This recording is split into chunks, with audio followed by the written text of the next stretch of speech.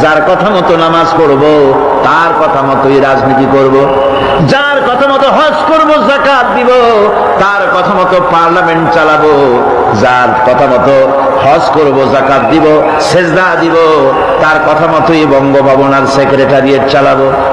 যাকে মানি, যে আল্লাহরে সেজদা করি সারা জীবন, যে রসুলকে মানি আমার নেতা হিসাবে, রসুল হিসাবে, সে আল্লাহ এবং রসুলের হুকুম অনুযায়ী আমার কোর্ট কাছারি, আদালত, শিক্ষাঙ্গন চালাবো। এটা যদি চালাই তবে আমি মোমেন। আর যদি না চালাই, সন্দেহে যদি নিপতিত হয়ে যায় যে কোরআন থাকবে মসজিদে, আমার পার্লামেন্টে কোরআন ঢুকতে পারবে না।